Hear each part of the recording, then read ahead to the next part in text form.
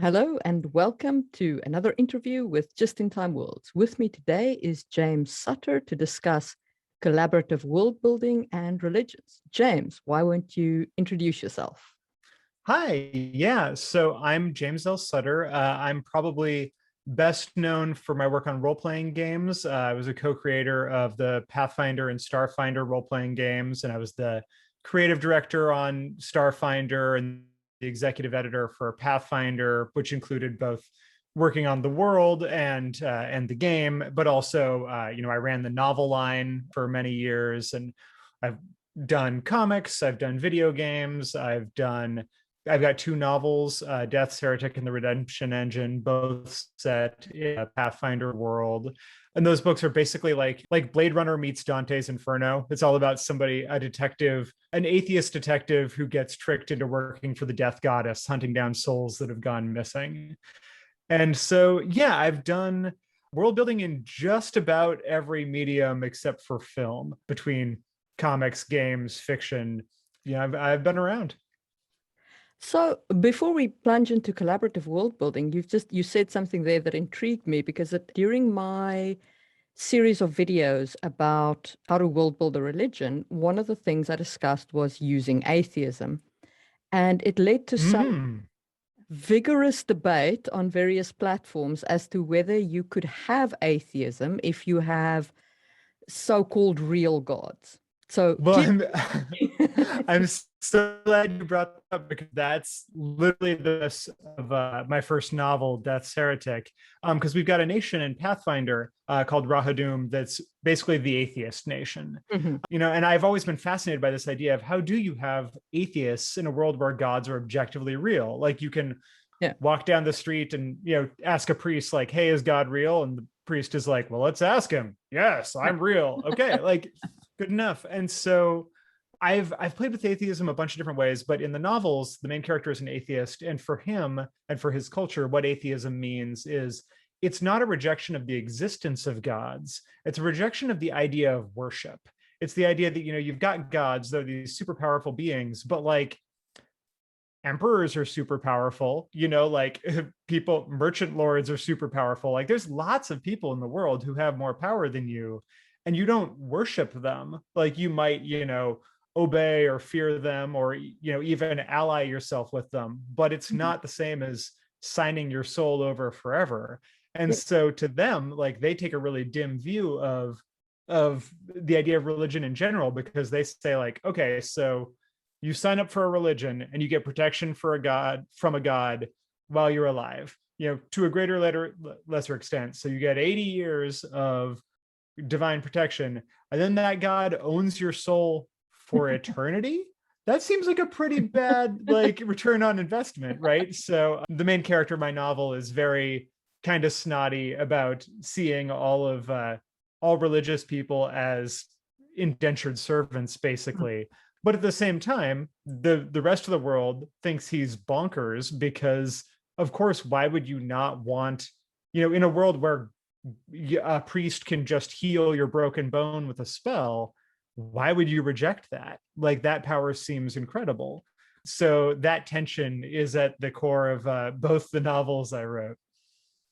Well, then that was a great and fun introduction there. Yeah, thank you. And for the people behind the scenes, we did not plan that. That was a surprise to me.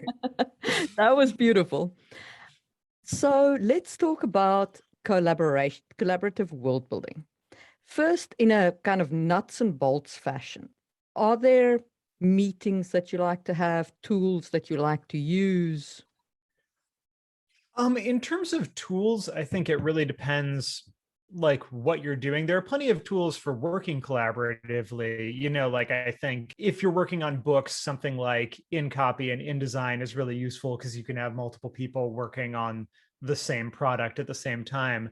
But I think that for the actual world building, the main software tool that I think is useful is just wikis, whether Mm. that's something you put on the internet or whether that's something that you have privately. There's a ton of free tools out there. There's lots of ones where you can get it hosted on the web. There's other ones like VoodooPad is one that I've used before. That's sort of an internal wiki that you can just have on your own computer.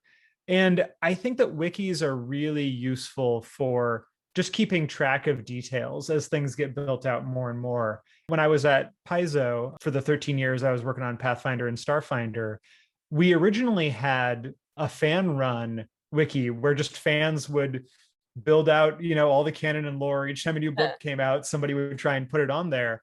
And we quickly became really dependent on that because when you've published a bunch of books, it's hard enough when you're one person trying to remember what you've done. Yeah. But when you've got a team of 30 people and you're publishing dozens of books a year, things just grow and grow. And so yeah, we would constantly be searching to go, what did we say about that? And it actually got to the point where some of the top employees now at Paizo are people who once upon a time were fans working on that wiki that we eventually just hired and went like, look, you're keeping track of this stuff better than we are. You should just work here.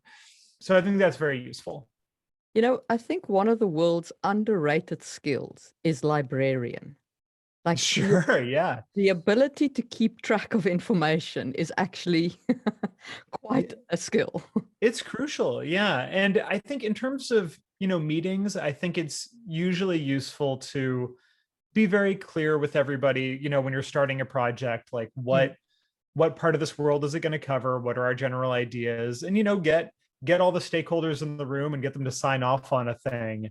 But then after that, especially when you're working in, the game industry or whatever, you often don't have time to have everybody literally sit in the same room and build together. So you kind of got to have those initial meetings, assign, get the stakeholder information, assign responsibility, and then you got to trust your people, let them do their thing. And I think that that trust is actually one of the most crucial and hardest to build things in a team world building environment. You really got to trust that, you care deeply about this thing, but, if your partner next to you is going to be working on this, you got to trust that their ideas are going to be cool and not constantly be looking over their shoulder. What happens if, as you said, you're assigned a piece of work or you're working on a thing, and then you've got these ideas that spawn other ideas that sort of start leading you into somebody else's territory? How do you handle that overlap?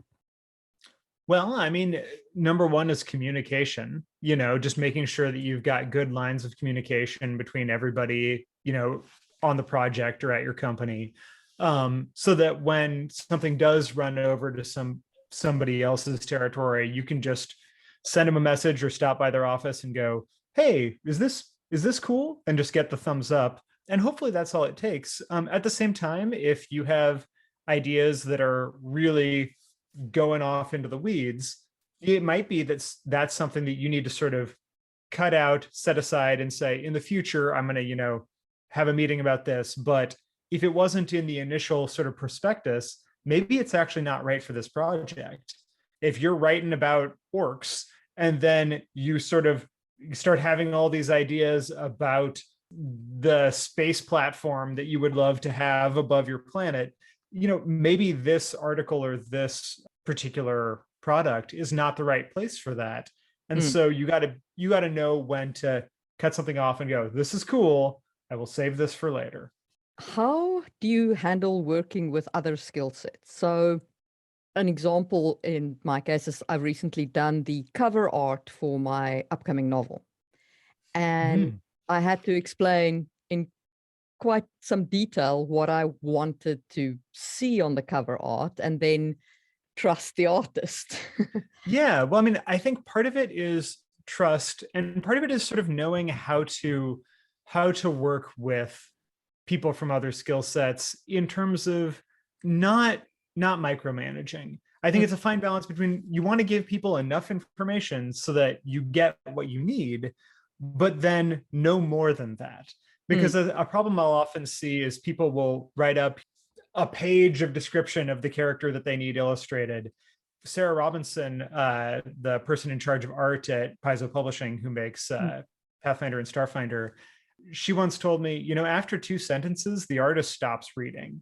So you really got to get the important stuff right up there at the top. Yeah. And then realize that as a writer, speaking just for myself, as a writer, I probably don't have the same sense of visual composition as an artist. And so letting the artist have some room to play, letting them use their skill set, if for example, maybe when I'm ordering an illustration, maybe I just say like, this is a badass knight. She's a black woman and she's got a giant warhammer. That's enough. Like, maybe it's if it's super important, I can say, and she's got this insignia on her armor. Mm. But I don't need to say like, oh, and she's got this hand raised and she's, punching somebody in the face. Like, the more detail you add, the less fun it is for the artist. And so you need to give them the freedom to surprise you with something that's better than what you had planned. I'd say a classic example of that is working with Wayne Reynolds, who is the artist who did all of the sort of iconic characters that are sort of the reference that we use again and again in Pathfinder. We would tell him like, hey, here's the basic pitch for this character. Now sort of invent them for us. And so he would come back with these designs with all these cool details that we didn't expect, right? You see the dwarf, is all got all this cool armor and everything, but then sticking out of his backpack is a teapot.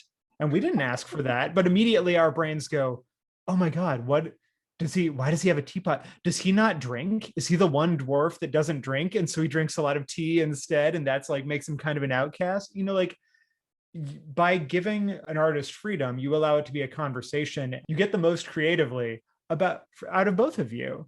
And the same is true of if you're working with level designers at a video game company, or if you're working with the people designing your game mechanics or whatever it is. If somebody has a different skill set, let them bring their best stuff to the project. Don't micromanage. Yeah. We've spoken a bit about collaborative world building. Let's talk about building for player interaction, especially because quite a lot of my viewers are game masters. Some of them homebrew their own worlds. So I guess, how do you design a world for maximum player interaction? I mean, I think the biggest answer is just what you just said, is really keeping in mind that it's about the player experience. And so you want to make sure that it can be tempting when you are building a world to go really deep into the history and detail everything about everything. But if the players or the protagonists in your fiction are never going to interact with an aspect of the world, it sort of doesn't matter. Like, that's kind of wasted work. Now, maybe that inspires you later on, but I think it behooves you, especially in a game setting, to really focus in on the stuff that you're going to use, the stuff that the players can interact with. There's been a number of game settings that you get the broad strokes, and then you zoom in on just the location where the adventure takes place, right? Like, you should know the basic outline of your world, but you don't need to detail every country and every city the same amount if they're going to be spending all their time in this one little village. That's how, a lot of game systems, that's how Greyhawk was built. That's how Pathfinder was built. I think that there's a lot to be said for that, because it also allows you to not spread yourself too thin. If you try to design the whole world at once, you just aren't going to have enough ideas for it. And so you're going to be like Bilbo or Frodo from Lord of the Rings saying like not enough butter spread over too much toast, right? Like, that's going to be a constant problem. Whereas if you focus in and detail one area really well, then give yourself some time and go to the next area. Just that gap in time will allow the next area to feel different, because you'll have taken in new media since then. You'll have had new ideas. And I think that that's going to give you a lot more of a chance to have a singular flavor for different areas of the world, rather than having everything feel the same. Of course, one shouldn't really mention Tolkien and don't world build everything in the same sentence, because he did world build. Right. Although, it's fascinating. I just read this amazing thread on his writing process and how much it was just constant revision, and how much the early drafts of the Lord of the Rings look nothing like what we know now, right? Like, there was, I'm trying to remember, but it was one of these things where like for a long time, the character of Aragorn was just a really big hobbit with wooden shoes. And it was just like, it was just all this stuff where you're looking at that and you're going, how did this masterpiece come out of this garbage? But it was that constant revision, right? But I'll bet that even in that instance, I don't know how Tolkien did it, but I wouldn't be surprised if he was working on one area at a time rather than trying to do everything all at once. A very interesting, on a side note, talking about Finland and the Scandinavian countries, a very interesting side note is that the Elvish language is somewhat inspired by Finnish. Some of my Finnish-speaking friends recognize parts of the Elvish language. But the reason why, Really? yeah, the reason why it really amuses me though is because there is a measurement of distance in Finnish, which is 7.5 kilometers. It is the measurement of distance, which is as long as a reindeer can walk before it needs to pee. Wow. We come from like it's a reindeer herding country, you know? That's an amazing world building detail. Right. But now, because Elvish is inspired by Finnish, in theory, that means that somewhere in Elvish, there's probably a word that means the distance that a reindeer can walk before it needs to pee. I love it. I hope that is somewhere in Tolkien's notes somewhere. But yeah, so I think the basic idea is just to give yourself the permission to focus in on the parts that people are actually going to deal with. Also, in the lines of picking up games for people to play in, how do you build a world so that another GM can pick it up and run with it? How do you build those kinds of, in the Pathfinder vein, how do you build those kinds of plot hooks in? So the thing that I'd always try to remember when I'm doing game design is that what I'm selling people is inspiration. Like it's less about detailing the world perfectly and more about sparking somebody's imagination, because the game master is going to pick up this world and then tell their own stories in it. So you want to give them a lot of hooks and story seeds. And so when I'm writing like a gazetteer or a sort of a world section, I try to every paragraph or two have something that is a hook where you can say, oh, I want to know more about that. I want to make up something, a story to go with that. You know, I'll often, even if all you need for this town is a basic inn, right? You know, it's just a standard inn, you know, it's going to serve that function in your adventure. You still want to make sure that you throw in at least one line that's something like, oh, you know, this inn is actually built on top of an ancient elvish graveyard and the spirits are unhappy about it, and so whenever dwarves pass through, there's a chance that the elven spirits will rise up and attack the inn, you know, like, Yeah. just whatever it is, something that the game master doesn't have to use if it's not important to the story, but they could be the start of a fun encounter or even a fun campaign. And so, you know, I'm constantly looking for that. And also remember that when you're thinking about the inspiration, remember that you can make the player and the GM can do a lot of the work for you. I can't tell you how many times I've used that sort of the power of illusion, where I give somebody a little bit of something, but not the whole story. And so, you know, somebody will come up to me at a convention and be like, oh man, you know, that lost city you wrote about, we've been playing a game there for a year and we love it and it's so great. And I'm thinking, I wrote 2 sentences about that city. Like everything else that you like about that was something you invented, but you think that this setting is great because you invented this thing for it.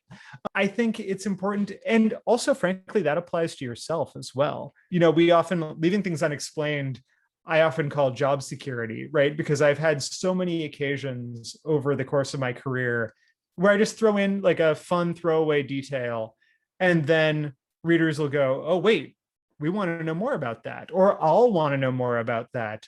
Yeah. And so when there's a time to write more about that region, I'll come back and I'll expand on that. there's a city called Karamaga in Pathfinder Hmm. that was everything belongs to everybody, but there's different areas that people are more attached to. And that's definitely one that was sort of the city of my heart in Pathfinder. And it started as just a half a column of text in the back of an adventure to give sort of some setting. And then I had thrown in a bunch of weird details. And I said, okay, well, the city is full of bloat mages who believe that magic is in the blood. So they fill themselves up with their own blood. They supercharge their circulatory systems, and they're just like these giant bags of blood. Or there's the sweet talkers who sew their own lips shut because they believe they're not worthy of speaking the name of God. Or, the worm folk, or, all these different things. And I just threw it in there. And then fans said, well, what's that all about? And so later I wrote a short story there and sort of expanded it a little bit more. And then that led to writing a whole 64-page source book on it. And then eventually I turned that into the setting for my second novel. And so you can keep coming back to the same well again and again, as long as you leave yourself threads that you haven't fully explored. I think answering all the questions in the setting is the best way to kill the setting for yourself and for the players. Like, mystery is important, which doesn't mean that you can't answer questions, but every time you answer a question, you need to ask several more. Sure.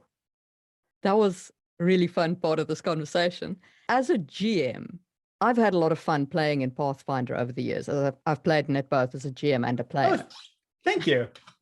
So thank you very much for your lengthy contribution to the... Thank you.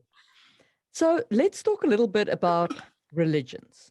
So first, in terms of collaboration, how do you like to build a religion collaboratively? Do you split pantheons, or how do you approach it? I mean, I think there's lots of different ways to do it. I think in Pathfinder, we kind of sat down and brainstormed it all together. There were a few gods that we were bringing in. The Pathfinder creative director, James Jacobs, at the time had said he had a couple of gods from his homebrew that he wanted to bring in. But then also we just kind of sat down and said, what does the setting need? What are all the sort of different niches that we want filled? It's like, okay, well, we want a death god and we want a magic god and all these different things.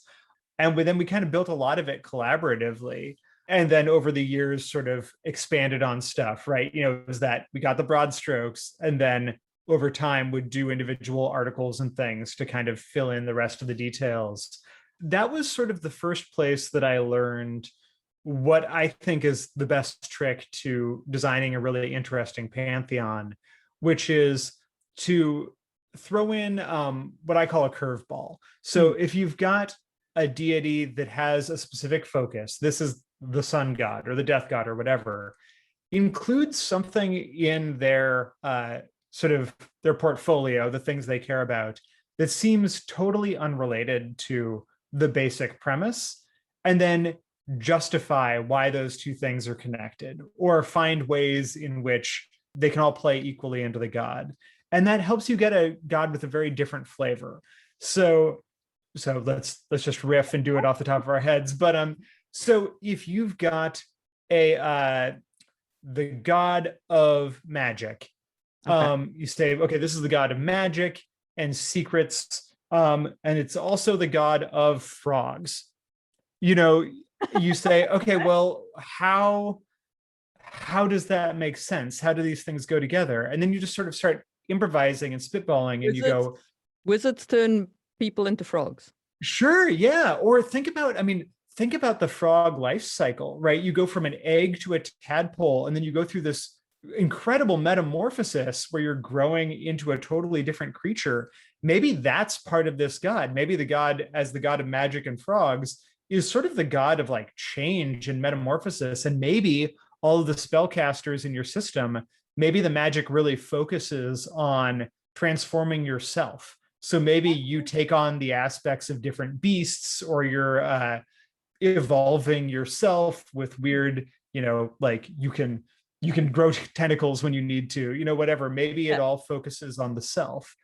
Or, you can find other things. You can go, well, frogs are poisonous. So maybe frogs aren't necessarily poisonous, but they can be. So maybe poison is really revered in this religion, right? And you just sort of follow whatever Maybe tentative. song, because So what? maybe song, because frogs sing, right? So Yes, maybe it's a singing perfect, magic. perfect. Yeah, so you've got like now you automatically know, well, like probably their religious rites Yeah. involve, choirs of people singing like this. Maybe they do since they love frogs, maybe they have sort of like the throat singing, Yeah. right? They're like Yeah. like now you know something about their religion, right?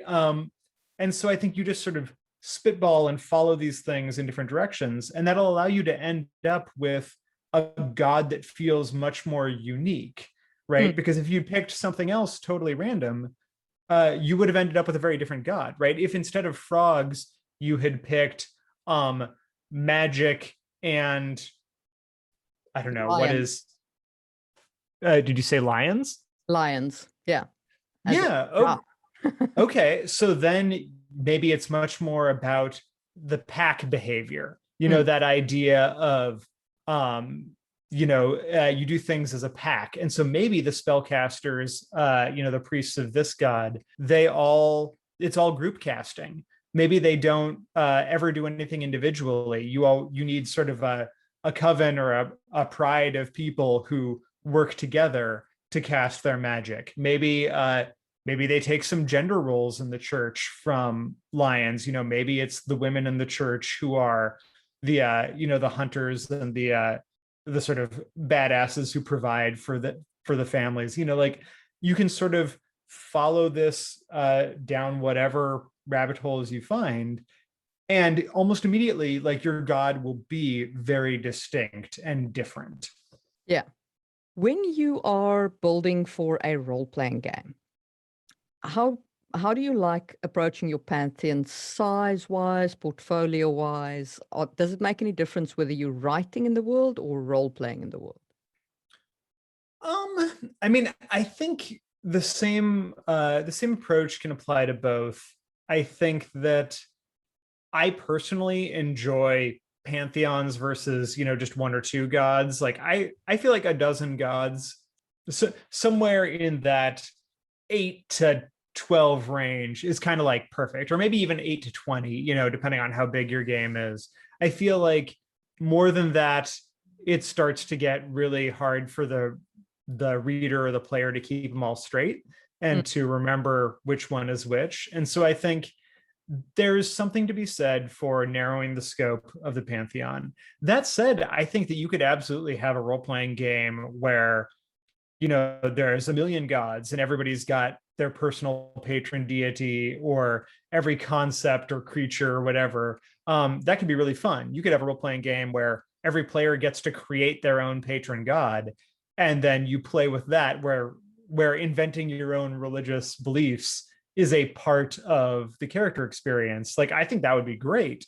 But in a game where you're building all the lore for the world, I feel like maybe a dozen is sort of the sweet spot where people can keep track of everything, and also allows you to go in depth enough that people sort of know how to play those the characters of those faiths. I feel like the big benefit that religion can add to a role-playing game is it tells people something about how to play their character. Mm. Somebody who's coming to it blank and is maybe thinking, I don't really know what my character is all about or how they respond to stuff.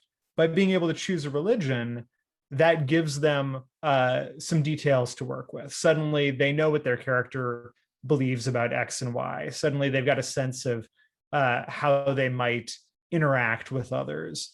And then they can also use that to combine with different, other aspects of the character, like character species or class or whatever it is, to make something unique, right? If you've got two different characters that are elven fighters in your group, having two very different gods, like the god of the or the person who worships the lion magic god is probably going to be a very different elven fighter than the elven fighter who worships the god of bureaucracy and taxes. Yeah. My only concern with having all pantheons is I find it really hard to build a theocracy with a pantheon, because how do you have a theocracy when you have all the infighting between the gods? And I mean, all our examples of pantheons from our own world says there'll be infighting and feuds and Well, you can always have, I mean, there's the question of when you have a pantheon, how pervasive is that pantheon, right? Like, is it a pantheon for your world or for an individual city or nation or culture? Because it might be that there are 20 gods in your world, but this one city, reveres the one god. So this city is all about the sun god, and they know that those other gods exist, but either they're dismissive of them or they've crushed their worship or whatever. You can still have deities be ascendant in a given location or demographic without, like, not everybody has to have a full all gods are equal sort of pantheon, and probably they won't, especially if you're in a setting that has both good and evil gods. If your game has morality and alignment like that, probably the evil gods are not given the same respect as the good gods anyway. So you always have an imbalance. Yeah.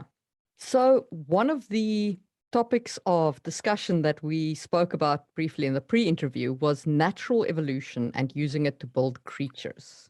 Yeah. I'm a big fan of treating monsters like National Geographic. I don't know if they have National Geographic when you were growing up. Yeah, just that idea of viewing monsters as creatures within an ecosystem, I think, is really important, because a lot of the times you'll see, when I think of as kind of lazy monster design, where you'll say, wow, that creature is really weird. Why are they that way? And somebody will go, wizard did it.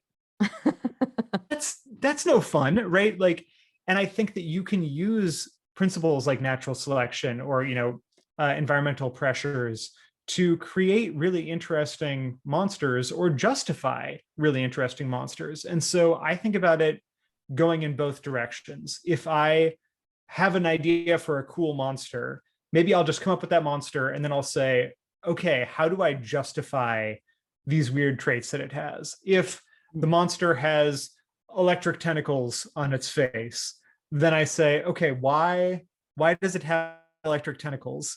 Maybe it uses them to shock its prey. Maybe it lives in a really volcanic, smoky area where it can't see very well, but it senses the electromagnetic fields of its prey, and that's part of it. Maybe it's a defense mechanism against the giant carnivorous elephants that prey upon it, but have a weakness against electricity, right? You can start building these whole ecosystems around and fleshing out your world by saying what would justify this monster that you want to have. On the flip side, you can start with an ecosystem.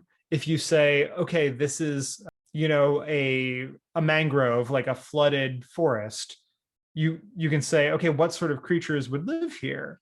And then you say, okay, well, maybe there's animals that swing through the trees like monkeys. Maybe there are creatures that have harpoon tails that jab down into the water and then retract with the fish. Maybe there are fish who spit paralytic poison into the trees so that the spear-tail monkeys get paralyzed and fall into the water where they get eaten. You can start building up these really sometimes bizarre ecosystems by just asking sort of what the environmental pressures would do, what predation and food chains would do. Because if you look at the real world, all the weird, fun traits that creatures have, and truth is much stranger than fiction in terms of things animals have evolved to do, but it's always because they're trying to eat something, somebody was trying to eat them, or this made it easier to reproduce, and so thinking about monsters through that lens allows you to create a world that's much more believable and often much stranger and more interesting than your first idea. And so that's how you can go from that blank page of, well, I know I've got a desert, but I don't know anything about it. Well, go on Wikipedia and look up desert adaptations, and then before you know it, you've got like weird mirror shelled crabs who can blind you by angling their shells, and you've got, burrowing sandworms like Dune, but maybe they have other, maybe they squirt poisonous blood from their eyeballs like a horned toad, and that's just pulling stuff, at Yeah. random. But you can do that and give yourself a lot to work with. I feel like the scariest thing to me is a blank page. And Mm. so as soon as I've got a seed of something to work with, I can just spitball and like do sort of the Katamari Damacy and just, roll it up into something else and something else. Yeah. And maybe you take that initial idea you had and you take it out at the end. Maybe that wasn't even very good, but Mm. it's led you in all these interesting directions. You're not beholden to any of it. It's just improv. Yeah. Have you ever read Raymond Feist and Jenny Wirtz's Turani series? I haven't. So that was a fascinating series. It's called Daughter of the Empire, Mistress of the Empire, and Servant of the Empire. Okay. And it's set in the world. You've read Magician, Feist's Magician? Yes, but it was a long time ago. Yeah, that's an old book. But so it's set in the world that was invading Magician in the first series of books, the world where the rift came from. Okay. What I found really interesting about that world that they built there was the premise was that creatures that were occurring naturally on the world, which wasn't humans were an import, were all six-limbed, which meant that the entire world, evolutionary speaking, was completely different from our own. Centaurs were naturally occurring creatures because with 6 limbs, you can have 4 limbs on the floor and hands and feet. Sure. Yeah. Well, and that's why I love also applying the principles of sort of evolution to not just creature design, but to cultural design. You end up with so many differences. As soon as you know one thing about a creature, you know so much about their culture, right? Like, if your creatures can fly, then probably there are no stairs anywhere in the world, because why would you bother? Or like anywhere in their cities, or if they have octopus suckers, why would they need doorknobs, right? If they need to open the door, they just and pull it open, right? And so, and then you start thinking about, well, how is their fashion different, right? Like, if it's a centaur society, like, do they even have the concept of pants? Why would they, right? And so you can find all of these things that are different than our own preconceptions, as long as you just start thinking about, okay, what are the little differences and what are the ramifications that they'll have, right? If you've got an aquatic species, what does that do to the national borders of their world, right? Do they even care about the dry land, or do they only care about like each lake is like a town, and each watershed is a nation, who knows?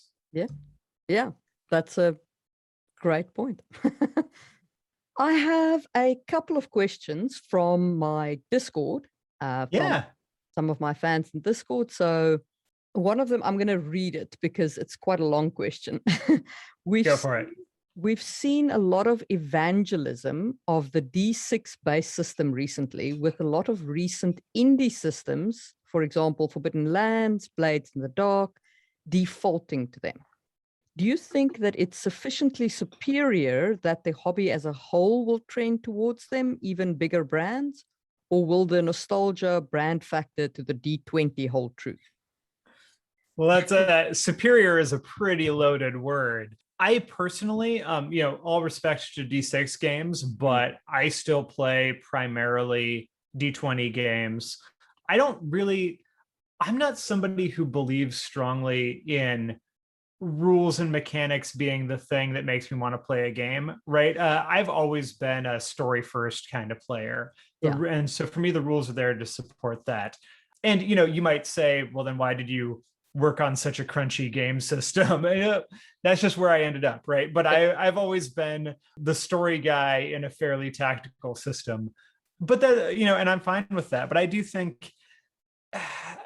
think that any game system that is not D20 is gonna have an uphill battle, just because Dungeons and Dragons, you know, it was sort of the first, and it remains huge in the cultural consciousness. Everybody, when you say role playing games, people go, "Oh, Dungeons and Dragons," Mm. and I don't think that's going anywhere anytime soon. I mean, look, I was at I was at Paizo. Pathfinder definitely tried to challenge that throne, and like we carved out a nice, chunk of the audience for ourselves, but we never held a candle to D&D in terms of replacing it in the cultural context, right? Like people knew Dungeons and Dragons. To this day, if I'm explaining what I do to somebody who doesn't know, I say, "Well, do you know Dungeons and Dragons?" And if they say yes, then I'll say, "Do you know Pathfinder?" But if they don't know D&D, they're not going to know Pathfinder.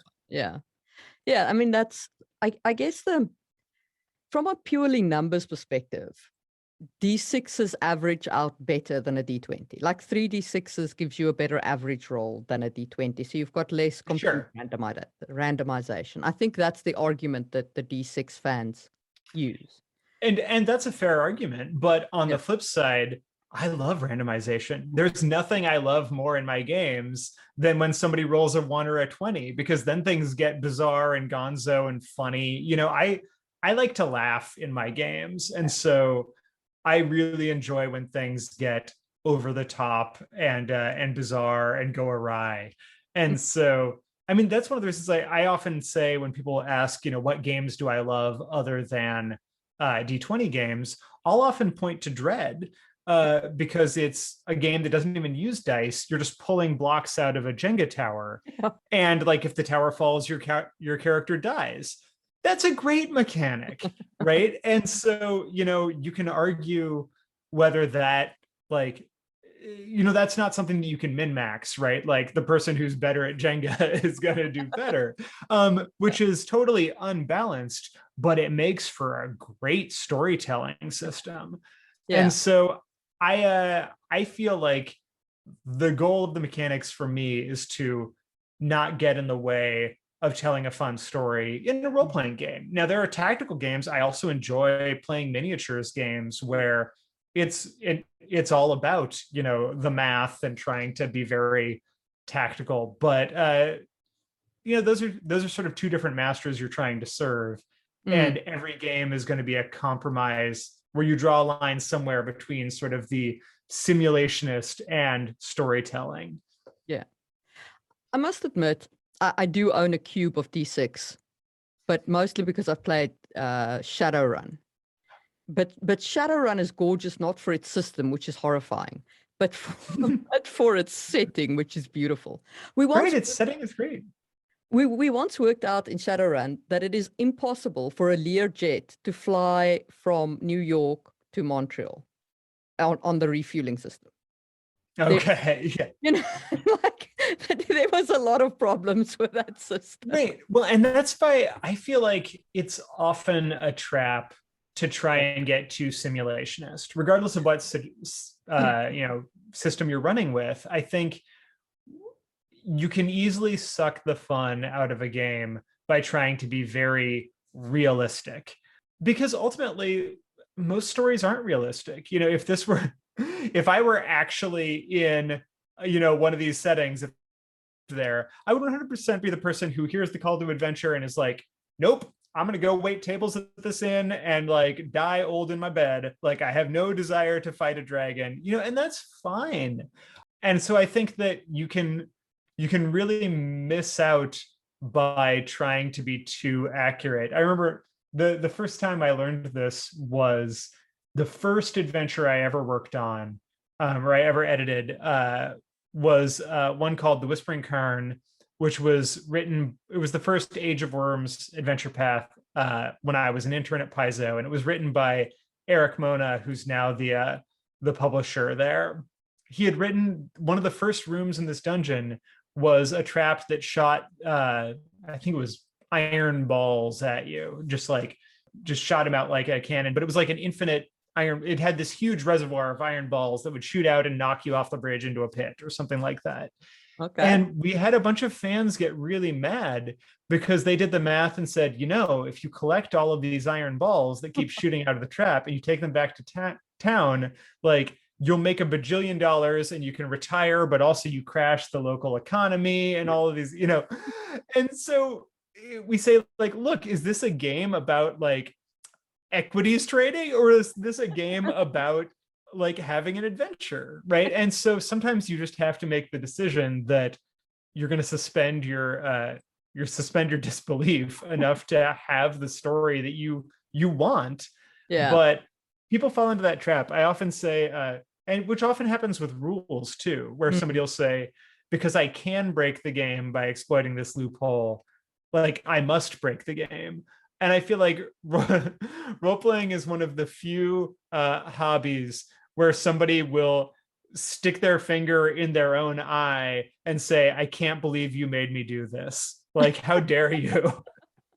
And like, right, like that's not to say that we shouldn't try our best to write really solid rule systems, but remember, if something's broken, you can just fix it, or you can just not step in the hole. Like, it's okay, you own the book Yeah. now, have fun. Yeah, I think that is a mistake that a lot of people make. It's like you don't have to stick to the rules like glue. It's Yeah, okay. I mean, people are surprised. I throw out rules all the time, or I hand wave stuff in games that I worked on. Mm. Like, I'll be playing a game and I'll say something like, "Oh, this is broken. I'm throwing this out," and they'll go, "Didn't you write that exact rule?" It's like, yeah, and I was wrong. It happens, right? Like, so, I think you got to be willing to put the story and the experience first. You're always in role playing games. The number one rule is we are all here to help each other have a good time. And if anything, whether that's how somebody's playing their character or a specific rule or whatever is getting in the way of everybody having a good time, then you're doing it wrong. Yeah, absolutely. Then the second question from my Discord is, do you see value in campaign setting generation templates, or are they reductive? Templates like automatically like computer generated randomizer stuff, or I'm assuming so. I'm guessing um things like World Spinner or the like. oh, I mean, so I haven't used any of those because I building worlds is what I do, so I don't have a lot of use for them. But I think anything that helps you is fun. Like, I've definitely seen some great procedurally generated maps. There's a lot of places online where you can just click a button and it'll design you a world with a bunch of continents, and you can just keep clicking the button and it'll give you a different design every time that's Mm. unique. And I think that's great. I'm not going to use that just because I would feel like I was cheating if I did that and then sold it to somebody as my own work. Yeah. But I think if you're just an individual at home and you don't like mapping, or you need some ideas for mapping, using something like that to quickly generate a world map seems awesome. Same with, name generators, same with anything like that. Like I was saying earlier, for me, it's always about whatever gets you started thinking. You need that grain of sand that can become the pearl. In this case, you are an oyster, apparently. But you need just that thing that gets you started. And whatever that is, it can also be, taking something from something else, right? Obviously be careful about plagiarism if you're selling it. But if you're just working in your home game, take something from history, take something from another setting, and just start there and see where it leads you. See if you can go somewhere different based off of that initial premise that you enjoyed and took. Mm. I think a lot of the best world stuff comes from just taking a couple of things that you like that are different and mashing them up. And so maybe that means that you love samurai, but you also really love the Arabian Nights stories. And you go, okay, how do I smash these together? What Yeah. happens if I put these two ideas together? And usually when you smash two tropes together, you'll sort of come up, you'll almost like billiard balls or something, like they smash together, and then go shooting off in a new direction. And that new direction will often be where the really fun stuff comes from, right? And so you think about how many cool settings are a couple of things smashed together, right? Like say you really love dragons and you really love zombies, but also you maybe want to do like a historical thing like War of the Roses. Well, you squish all those together, you've got Game of Thrones. Like literally that entire setting is just those three things crammed together. So, you know, you can build a lot by just, instead of going with one trope, picking a couple of different tropes or a couple of different details and trying to see what happens if they interact. Yeah. Last thing, is there anything that you would like to specifically say to people when they're world building? Any final thoughts? One good rule that I have for working, especially in teams, is no headcanon. And what I mean by that is if you're working on a team and you have an idea about something, be sure to communicate it to the rest of your team. You know, in all the years I worked at Paizo, you know, there were always multiple people working on the world, often many people working on the world in different aspects. And so you'd see sometimes somebody would get mad where they'd say, this thing you just published contradicted my idea about this. And then you'd say, well, where does it say that? And they said, well, I didn't write it down, but I had decided that. Well, that doesn't work, right? And we've all been burned by that before. And so I feel like it's really important to, if something is important to you, communicate it to the rest of your team, whether that means saying it in a meeting, putting it in a wiki, publishing it in a book. But if you don't do one of those things, it doesn't exist. And so I really I would do the assignments that I was doing and then really try to turn my brain off so that I wasn't accidentally creating a whole bunch of extra stuff that wasn't then communicated, you know, or I would take it and I would set it aside, but make sure that I communicate that to whoever's working on the project next, because nothing results in more hurt feelings than having somebody having somebody come in and do something that you didn't expect with your chunk of the world, and then realizing that it's your own fault because you never actually communicated. Yeah. So lesson there is write stuff down. Yeah. This has been Just in Time Worlds and our interview with James Sutter. Thank you so much for having me on. This is great.